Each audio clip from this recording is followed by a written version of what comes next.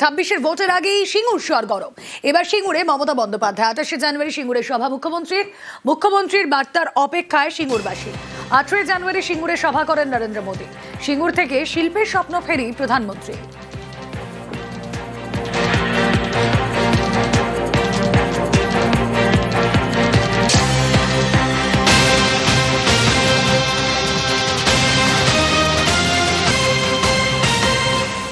সিঙ্গুর থেকেই বাংলার বাড়ির দ্বিতীয় কিস্তি নিয়ে ডেডলাইন। জেলা শাসকদের বৈঠকে ডেডলাইন মুখ্যমন্ত্রী। 16 লক্ষ উপভোক্তাকে বাংলার বাড়ির দ্বিতীয় কিস্তি। 28শে জানুয়ারির মধ্যে বাংলার বাড়ির দ্বিতীয় কিস্তি। সিঙ্গুর থেকেই বাংলার বাড়ির টাকা দেওয়ার সম্ভাবনা।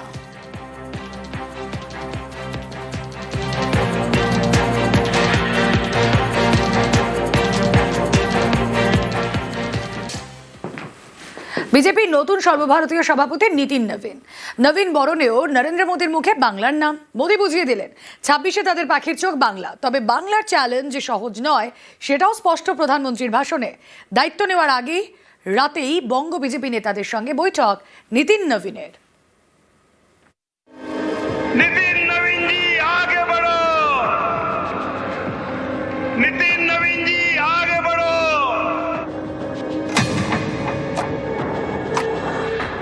पश्चिम बंगाल और तेलंगाना में भाजपा जनता की एक बड़ी आवाज बनकर उभरी है। बीते 1.5-2 वर्षों में तो भाजपा पर जनता का भरोसा और मजबूत हुआ है। मुझे पूरा विश्वास है कि आने वाले विधानसभा चुनावों में भी लोग केरला में बीजेपी को अवसर जरूर देंगे। বিজেপির নতুন সর্বভারতীয় সভাপতির দায়িত্ব নিলেন নীতিন নবীন। মঙ্গলবার নয়াদিল্লির এই অনুষ্ঠানেও নরেন্দ্র মোদীর মুখে বাংলার নাম। মোদী বুঝিয়ে দিলেন 26-এ তাদের পাখির চোখ বাংলা। তবে বাংলার চ্যালেঞ্জ যে সহজ নয় সেই বার্তাও স্পষ্ট প্রধানমন্ত্রীর ভাষণে। बीते 11 वर्षों में बीजेपी ने हरियाणा, असम, त्रिपुरा और ओडिशा में पहली बार अपने सामर्थ्य से सरकार बनाई। पश्चिम बंगाल और तेलंगाना में भाजपा जनता की एक बड़ी आवाज बनकर उभरी है। बीते 1.5-2 वर्षों में तो भाजपा पर जनता का भरोसा और मजबूत हुआ है। विधानसभा हो या स्थानीय निकाय, बीजेपी की स्ट्राइक रेट अभूतपूर्व रही है। मुझे पूरा विश्वास है कि आने वाले विधानसभा चुनावों में भी लोग केरला में बीजेपी को अवसर जरूर देंगे। 26-এর ভোটে বাংলা জিততে বিজেপির অন্যতম অস্ত্র অনুপ্রবেশ। বঙ্গ সফরে এসে বারবার এই অস্ত্রে শান দিতে দেখা গিয়েছে নরেন্দ্র মোদীকে। टीएमसी को घुसपैठिए इसलिए पसंद है क्योंकि वो इनके पक्के वोट बैंक है। দলের সর্বভারতীয় সভাপতির দায়িত্ব নেওয়ার দিন নীতিন নবীনের মুখেও অনুপ্রবেশের কথা। अगले कुछ महीने में तमिलनाडु, असम, बंगाल, केरल और पुडुचेरी में चुनाव होने जा रहा है। किस प्रकार से बदले हुए डेमोग्राफी में वहां चीजें बदल रही हैं और हम हमेशा विश्वास करते हैं कि हमें अपनी आस्थाओं के केंद्र के लिए और सनातन परंपराओं को केंद्र को बचाने की लड़ाई अगर लड़नी है तो निश्चित रूप से अपने देश को सुरक्षित रखने की लड़ाई लड़नी है तो इन 5 राज्यों में हमें एक मजबूत ताकत बन के आना है। সাধারণত আনুষ্ঠানিকভাবে দায়িত্ব নেওয়ার পর সব রাজ্যের নেতৃত্বের সঙ্গে বৈঠক করে থাকেন বিজেপির সর্বভারতীয় সভাপতিরা। কিন্তু নীতিন নবীন বৈঠক করেছেন দায়িত্ব নেওয়ার আগেই। মঙ্গলবার তিনি আনুষ্ঠানিকভাবে দায়িত্ব নিলেন। সোমবার রাতে তিনি বৈঠক করেন বাংলার বিজেপি নেতাদের সঙ্গে। বৈঠকে ছিলেন শ্রমিক ভট্টাচার্য, সুকান্ত মজুমদার, সুনীল বনসাল, লকেট চট্টোপাধ্যায়রা। বাংলায় সংগঠনের কি পরিস্থিতি সেটা খুঁটিয়ে জানেন নীতিন। 28শে জানুয়ারি তার বঙ্গ সফরে আসার সম্ভাবনা। 2019-এর লোকসভা ভোটে বাংলায় বিপুল সাফল্য পায় বিজেপি।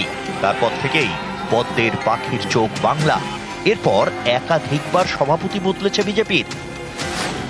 জাতীয় স্তরে ব্যাটিং গিয়েছে অমিত শাহের হাত থেকে জেপি নাড্ডার হাতে। নাড্ডার পরে এবার নীতিন নবীন। সভাপতি বদলেছে বাংলাতেও। দিলীপ ঘোষ রাজ্য সভাপতি থাকাকালীন লোকসভা এবং বিধানসভা ভোটে বঙ্গে ভালো ফল করে বিজেপি। দিলীপের পর সভাপতি হন সুকান্ত মজুমদার, সুকান্তের পর এবার শ্রমিক ভট্টাচার্য। জাতীয় এবং বাংলা বিজেপির দুই দলেই এখন নতুন ক্যাপ্টেন। বাংলার 22 গজে এই জুটি কেমন পারফরমেন্স করে সেটা বোঝা যাবে ভোটের ফলে। বাংলা চ্যালেঞ্জ হয়তো আগে মনে হতো, কিন্তু এখন পশ্চিমবঙ্গের মানুষ যেভাবে আমাদের পাশে দাঁড়িয়েছে, বাংলার মানুষ প্রস্তুত। পরিবর্তন আর 2 মাস বাকি। ধর্মের রাজনীতি শেষ করুন, উন্নয়নের রাজনীতি আমরা শুরু করি। নিউজ 18 বাংলা। বিজেপিতে নবীন বরণ। 45 বছরের নীতিন নবীনই বিজেপির নতুন সর্বভারতীয় সভাপতি, সবচেয়ে কম বয়সে বিজেপি সভাপতি। माननीय नितिन नवीन जी, मैं कार्यकर्ता हूं, वे मेरे बॉस हैं।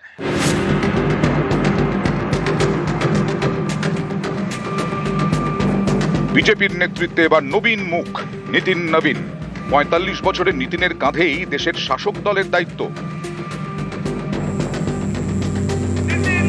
বিজেপির সর্বভারতীয় সভাপতি পদে জেপি নাড্ডার উত্তরসূরি বেশ কয়েকদিন আগেই বেছে নেওয়া হয়েছিল।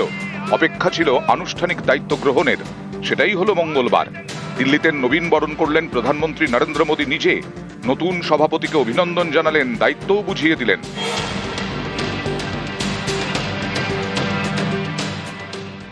माननीय नितिन नवीन जी, मैं कार्यकर्ता हूं, वे मेरे बॉस हैं। माननीय नितिन नवीन जी हम सभी के अध्यक्ष हैं और उनका दायित्व सिर्फ भाजपा को भी संभालना इतना नहीं है, एनडीए के सब साथियों के बीच भी उन्होंने तालमेल का बहुत बड़ा दायित्व भी देखना होता है। नितिन जी ने हमेशा जब जब जो जहां जहां जो जिम्मेवारी मिली, अपने आप को उन्होंने साबित किया है। বিজেপির ইতিহাসে নিতিনই সবথেকে কম বয়সী সর্বভারতীয় সভাপতি। নিতিনের রেকর্ড ভাঙলেন আর এক নিতিন, নিতিন গডকরি। বিজেপির সর্বভারতীয় সভাপতি হন 52 বছরে।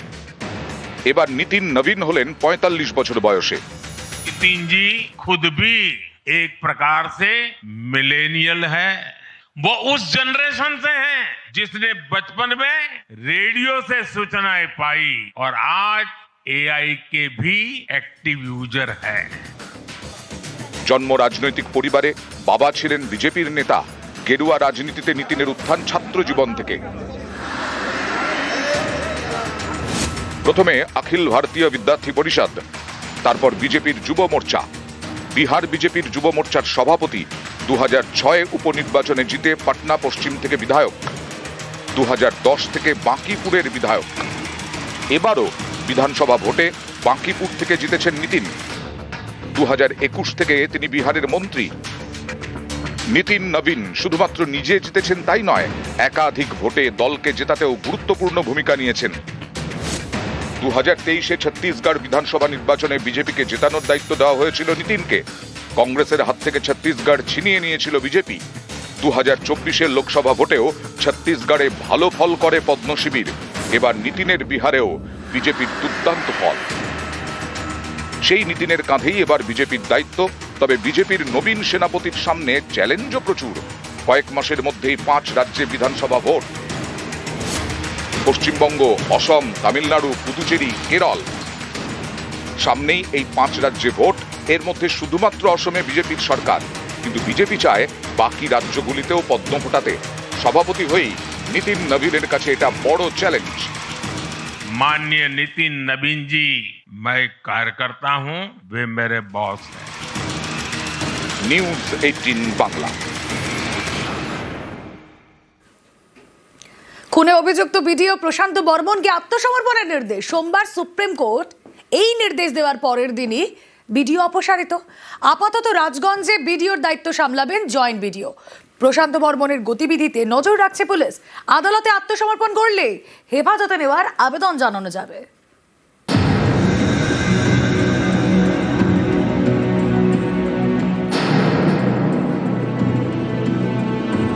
তখন তিনি জলপাইগুড়ির রাজগঞ্জের বিডিও প্রশান্ত বর্মন। সল্টলেকের দত্তাবাদের সোনা ব্যবসায়ী খুনে অভিযুক্ত। সোমবার সুপ্রিম কোর্ট নির্দেশ দেয় 23শে জানুয়ারি অর্থাৎ শুক্রবারের মধ্যে প্রশান্ত বর্মনকে আত্মসমর্পণ করতেই হবে। এর 24 ঘন্টার মধ্যেই জলপাইগুড়ি রাজগঞ্জের বিডিও পদ থেকে সরিয়ে দেওয়া হলো প্রশান্ত বর্মনকে। আপাতত রাজগঞ্জে বিডিওর দায়িত্বে জয়েন্ট বিডিও সৌরভ কান্তি মণ্ডল।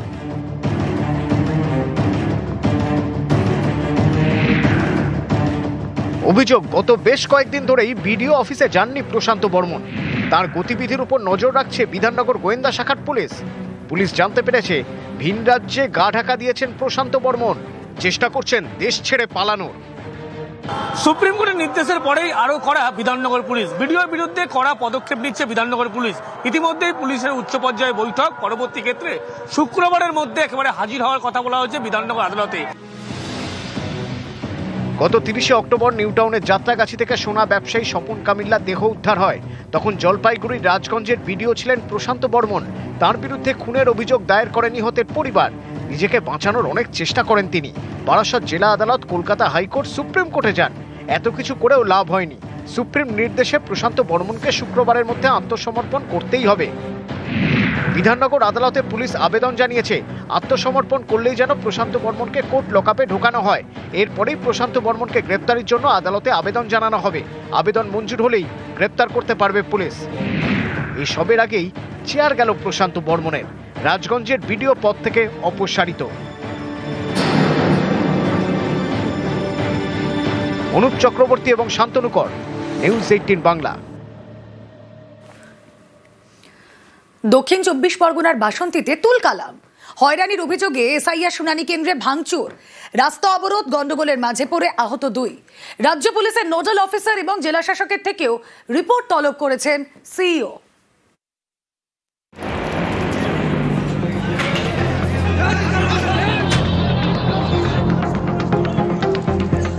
সোমবারের পর মঙ্গলবার পর দুদিন উত্তপ্ত দক্ষিণ 24 পরগনার বাসন্তী। এসআইআর শুনানিতে হয়রানির অভিযোগে তুলকালাম। শুনানি কেন্দ্রে তাণ্ডব, টেবিল চেয়ার ভাঙচুর, রাস্তায় আগুন জ্বালিয়ে অবরোধ। আসরে নেমে পড়েন বাসন্তী পঞ্চায়েত সমিতির সহসভাপতি। যারা উত্তেজিত হয়ে গেছে রিসিভ দিতে হবে, আর আমাদের আধিকারিকরা বলছে আমরা কোনো রিসিভ দেওয়ার কোনো আমরা অর্ডার পাইনি। এবার সেই জায়গায় দাঁড়িয়ে শুরু হয়েছে ওখান থেকে। সবাই আসলাম, আসার পর সবাইকে ঠান্ডা করলাম। বাসন্তীর বিডিও অফিস সংলগ্ন কর্মতীর্থে মঙ্গলবার শুনানি চলছিল। সেখানেই চূড়ান্ত হয়রানির অভিযোগ।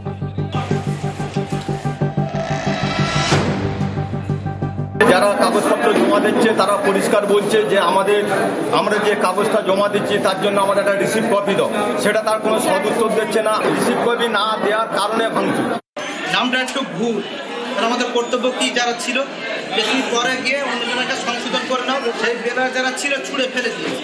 ওই বেলারা যারা সরিষাপের স্টাম্প মারছিল তারাই কিছু লোক আসলে এসে বলে রিসিপ্ট দিয়েছে না, ব্যাস। হয়রানির অভিযোগে শুনানি কেন্দ্রে অশান্তি, শুরু হয় ব্যাপক ভাঙচুর।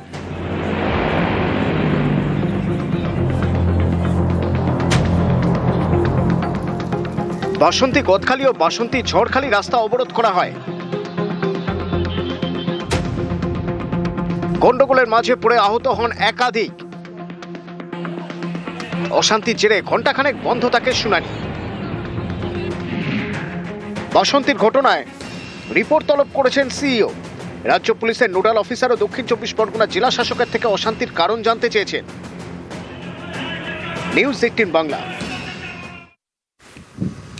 এসআইআর শুনানিতে এবার ডিএনএ টেস্টের দাবি। মালদার হরিশ্চন্দ্রপুরে দাদুর কবরের মাটি নিয়ে শুনানিতে হাজির তাঁর নাতি।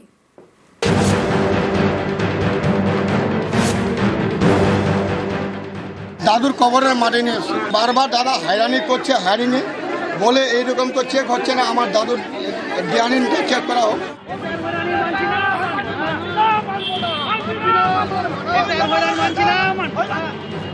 মালদার হরিশ্চন্দ্রপুরের ওয়ারি দৌলতপুর এলাকার বাসিন্দা সালেক সহ তার গোটা পরিবারকে শুনানির নোটিশ পাঠায় কমিশন।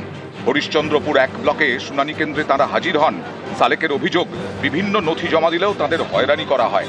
এরপরেই ক্ষোভে ফেটে পড়েন সবাই। সালেকের দাবি, তারা ভারতের নাগরিক, একাধিক নথি দেওয়ার পরেও তাদের হয়রান করা হচ্ছে। তাই নাগরিকত্বের প্রমাণ দিতে দাদুর কবরের মাটি নিয়ে সোমবার শুনানি কেন্দ্রে যান নাতি। বংশ পরিচয় যাচাইয়ে তিনি ডিএনএ টেস্টের দাবি করেন। দাদুর কবরের মাটি নিয়ে বারবার দাদা হয়রানি করছে, হয়রানি বলে এইরকম তো চেক হচ্ছে না। আমার দাদুর ডিএনএটা চেক করা হোক। আমার দাদু বাংলাদেশি না এখানে ইন্ডিয়ার আছে না পাকিস্তানের আছে। এই কবরের মাটিটা চেক করলে তো বোঝানো যাবে তো কোথাকার আছে ওর দাদু। বারবার নোটিশ আসছে, কিছু বলছে না, এরা রিসিভও দিচ্ছে না। কি করে বুঝবো আমার ভোটের নাম থাকবে কি থাকবে না? এটা থেকে আপনি প্রমাণ পাবে মানুষ কিভাবে আতঙ্কিত হয়েছে। ওর দাদুর মাটির কবরে নিয়ে আসে ওর সেই ওই যে ভারতীয়তা প্রমাণ করার জন্য। ভোট কিন্তু নির্বাচন কমিশন দিবে না, ভোটের সময় ভোট দিবে কারা? সাধারণ মানুষ। আর এই সাধারণ মানুষকে হয়রানি করছে, এর জবাব 2026 সাধারণ মানুষ দেবে বিজেপিকে। কোর্ট থেকে নোটিশ আসলে মানুষ কোর্টে যায় কিনা, তেমনি নোটিশ দিয়েছে, আপনি কাগজপত্র জমা দিয়ে দেন, আপনার কাজ হয়ে যাবে। এই যে মাটি নিয়ে এসে এগুলো যে করছে, অশান্তি সৃষ্টি করার একটা পরিকল্পনা হচ্ছে। ওরা যত নোংরামি করবে তত ওদের পক্ষেই ক্ষতি আছে। 2026 ভোট আছে, এই ভোটের সময় তাকে জবাব দেবে। মালদা থেকে লিপেশ লালার সঙ্গে সেবকদেব শর্মা, নিউজ 18 বাংলা।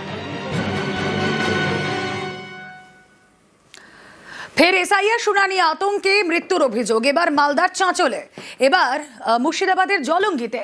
মঙ্গলবারও এসআইআর শুনানিতে নানা জায়গায় হয়রানির অভিযোগ, বেশ কিছু জায়গায় বিক্ষোভ হয়।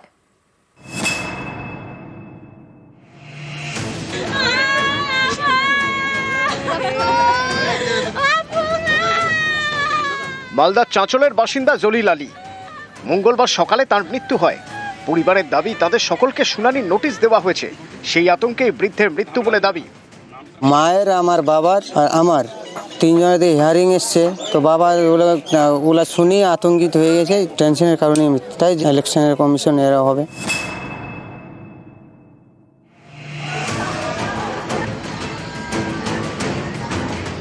মুর্শিদাবাদের জলঙ্গির নওদাপাড়া এখানকার বাসিন্দা আকসার শেখ। মঙ্গলবার সকালে তার হার্ট অ্যাটাক হয়, হাসপাতালে নিয়ে যাওয়ার পথে মারা যান। পরিবারের দাবি 27 জানুয়ারি শুনানিতে ডাকা হয়েছে, সেই আতঙ্কেই মৃত্যু। ভাই আমার ছেলে হচ্ছে 4টি, সব ছেলেকে কাগজ উল্টে পাল্টা হয়ে গেছে। সম্পূর্ণ আসে নিয়ে চলে গেছে, ভাই চলে গেছে মাঠে। রাত দিন 24 ঘন্টা ভাই আমার চিন্তাতেই থাকতো। হ্যাঁ, নোটিশ পাওয়ার পর থেকে এইসব ঘটনা।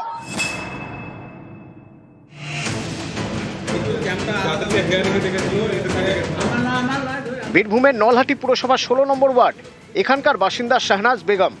152 নম্বর বুথের বিএলও। পরিবারের দাবি তিনি নার্ভের সমস্যায় ভুগছেন, তার উপর কাজের চাপ। এর জেরে মঙ্গলবার কাজে বেরিয়ে অসুস্থ হয়ে পড়েন। নার্ভের প্রবলেম আসেনি, আর সত্ত্বেও বিডিও সাহেবকে বারবার যাওয়া সত্ত্বেও চেঞ্জ করেন। তুমি ডেইলি 50 টাকা পাঠালে আসতে হবে না, এসে ওখানে চিকিৎসা করাতেই হবে।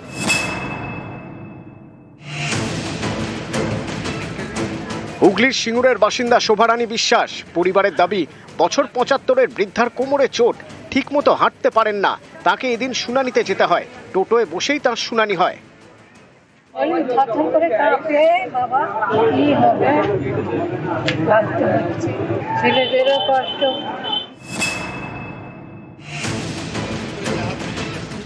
মুর্শিদাবাদেরই রানীনগরের শুনানিতে গিয়ে হাত ভাঙল বৃদ্ধার। অভিযোগ শুনানির লাইনে ধাক্কাধাক্কির জেরে পড়ে যান, তাতেই হাত ভাঙে।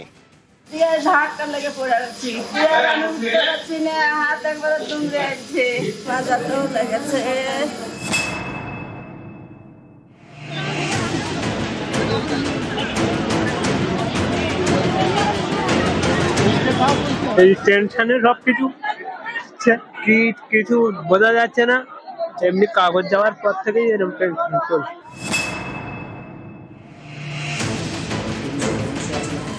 পশ্চিম মেদিনীপুরের পিংলার বাসিন্দা তপনকান্তি ভট্টাচার্য প্রাক্তন সেনাকর্মী, তাকেও যেতে হয়েছে শুনানিতে।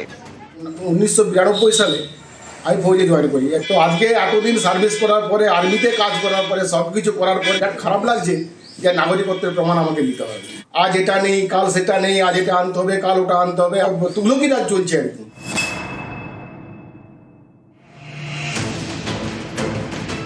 কাজল শেখ বীরভূম জেলা পরিষদের সভাধিপতি। তার মা সাকেদা বিবি, বয়স 90। তাকেও 24 জানুয়ারি ডাকা হয়েছে শুনানিতে।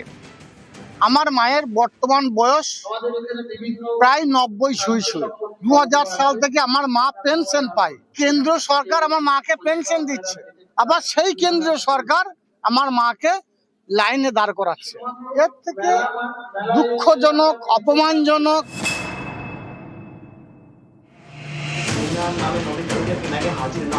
আরামবাগের মায়াপুর পঞ্চায়েত এলাকার শেখ লপাড়া স্থানীয়দের দাবি এখানকার প্রায় 350 জন শুনানির নোটিশ পেয়েছেন। এর মধ্যে বেশিরভাগই পরিযায়ী শ্রমিক, কেউ থাকেন মুম্বাইয়ে, কেউ দেশের বাইরে। দিয়ে ফিরে আসছে, তারা কি করে আসবে? তারা তো বাইরে কাজ করছে, সেই ম্যাডামের কাছে কাজ করছে। ম্যাডামের আবার কাগজ লিখে দিয়ে পাঠালে প্যাডেতে একটা যায়, সেইটা আবার অনলাইনে পাঠাবে, দিয়ে দিব। উত্তর 24 পরগনার সন্দেশখালী 1 নম্বর ব্লকের বিডিও অফিসে চলছে এসআইআর শুনানি। অভিযোগ, শুনানির পরে কোনো রসিদ দেওয়া হচ্ছে না। এ নিয়ে বিডিও অফিসে চলে ভাঙচুর। যারা হিয়ারিং এসেছিল তাদের মধ্যেই কোনো দুষ্কৃতী মনোভাবাপন্ন মানুষ হিয়ারিং এর সময় ভাঙচুর করেছে। আমার টেবিল থেকে শুরু করে আমার অফিসের কম্পিউটার, আমাদের হিয়ারিং অফিসার, আমারই নিজস্ব হিয়ারিং ছিল, মাইক্রো অবজারভার ছিল, তাদেরকেও থ্রেট করা হয়েছে। উত্তর 24 পরগনারই বারাসাত পৌরসভা 1 নম্বর ওয়ার্ডের ভোটার প্রায় 6000। অভিযোগ, তাদের মধ্যে প্রায় 4000 জনকে এসআইআর শুনানির নোটিশ দেওয়া হয়েছে। এ নিয়ে কাজীপাড়ায় অনেকে বিক্ষোভ দেখান। স্যার আমরা চাই, কিন্তু এই সুশৃঙ্খলভাবে, কিন্তু এখন দেখা যাচ্ছে মোস্ট অফ দ্য মানুষকেই আমরা এর বিরুদ্ধে আন্দোলন শুরু করেছি। বৃহত্তর আন্দোলনে আমাদের যেতে হলে আমরা নিশ্চয়ই যাব।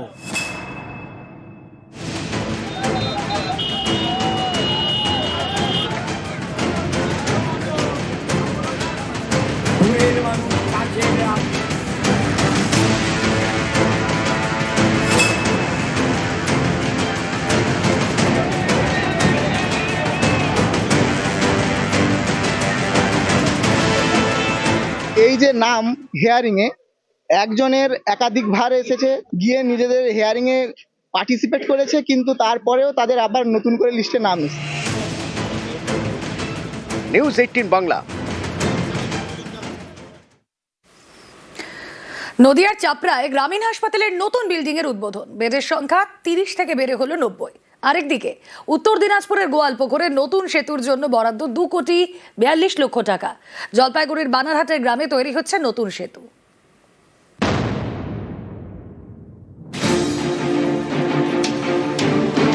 গ্রামীণ হাসপাতালে তৈরি হয়েছে নতুন বিল্ডিং।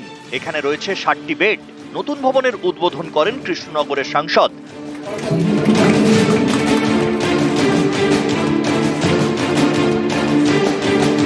নদিয়ার চাপড়া গ্রামীণ হাসপাতাল চাপড়া ব্লকের 13টি গ্রাম পঞ্চায়েত এলাকার বাসিন্দাদের বড় ভরসা। কিন্তু হাসপাতালে 30টি বেড। অভিযোগ, অনেক সময় রোগীদের পাঠিয়ে দেওয়া হয় কৃষ্ণনগর জেলা হাসপাতালে, প্রায় 20 কিলোমিটার দূরে।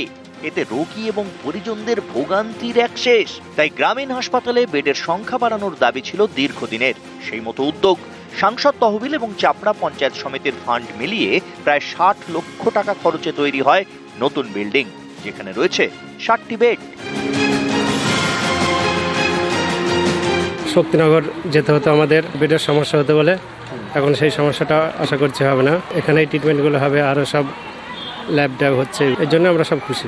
একটা সেপারেট এমার্জেন্সি ওয়ার্ড, একটা আইসোলেশন ওয়ার্ড, ম্যাটারনিটি ওয়ার্ড, এগুলো আমরা করা হয়েছে। আগামী দিনে এই যে বিল্ডিংটা আছে, এখানে একটা ছোট ওটি করারও আমাদের পরিকল্পনা রয়েছে। আমরা আরও হোপফুলি পরিষেবা ভালো করতে পারবো, আরও উন্নতি করতে পারবো।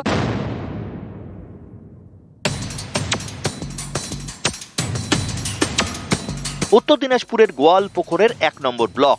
এখানকার গোয়াগাঁও 2 নম্বর গ্রাম পঞ্চায়েতের ডোহাবাড়ির গা ঘেঁষে বয়ে গিয়েছে পিতানু নদী। ওপারে নদীয়ার চাকুলিয়া। নদী পারাপার করতে হয় নৌকায়, না হলে 20 কিলোমিটার ঘুরপথে যাতায়াত। এই সমস্যা মেটাতে উদ্যোগ নেয় উত্তরবঙ্গ উন্নয়ন দপ্তর। সেতুর জন্য বরাদ্দ করা হয় 2,42 লক্ষ টাকা। রবিবার তারই শিলান্যাস হয়ে গেল। এপার আর ওপার মিলিয়ে 20 থেকে 22খানা গ্রামের লোক উপকৃত হবে। সংযোগকারী ব্রিজ গোয়ালপুকুর 1 এবং গোয়ালপুকুর 2 অবশ্যই 100% খুশি। অনেক দিনকার আমাদের ডোহাবাড়ির লোকের আশা যে এই ব্রিজটা হোক। খুশি আপনারা? এটা নিয়ে আমরা পাড়ার লোক, আমরা সাধারণ লোক, গোয়াগা 2GPর লোক সবাই খুশি। পশ্চিম মেদিনীপুরের চন্দ্রকোনা 2 নম্বর ব্লক। এখানকার কদমতলার গা ঘেঁষে বয়ে গিয়েছে শিলাবতী নদী। এই নদীর ওপর ছিল বাঁশের সাঁকো। দুপাড়ের প্রায় 25টি গ্রামের বাসিন্দাদের যাতায়াতের বড় ভরসা। গত বছরের বর্ষায় সেই সাঁকো ভেঙে যায়। স্থানীয়দের দাবি, এরপর নিজেদের উদ্যোগে অস্থায়ী সাঁকো তৈরি করেন। সেখান দিয়েই চলছে ঝুঁকির যাতায়াত। এই সাঁকোর কাছেই তৈরি হচ্ছে সেতু, বরাদ্দ করা হয়েছে প্রায় 25 লক্ষ টাকা। অভিযোগ সেই কাজই চলছে ধীর গতিতে। এ নিয়ে তৈরি হয়েছে ক্ষোভ। রাস্তাটা পোলটা কোনো কিছুই হচ্ছে খুব দীর্ঘদিন, 10 দিন হচ্ছে তো 1 মাস বন্ধ। আপনারা বলেছেন প্রশাসন? হ্যাঁ, আমরা বলেছি তো, তারা বলছে হবে, পয়সা এলে হবে, পয়সা পাচ্ছি না। এই ফান্ড পঞ্চায়েত সমিতি থেকে সংকুলন একবারে অ্যাটাস্টেজ করা যাচ্ছে না, যাতে ফান্ড পরবর্তী ধাপে ধাপে হচ্ছে। এলাকার মানুষজন চাইছে যে ভালোভাবে হোক, এবং এটি হলে প্রায় 15 থেকে 18 কিলোমিটার রাস্তা কমে যাবে।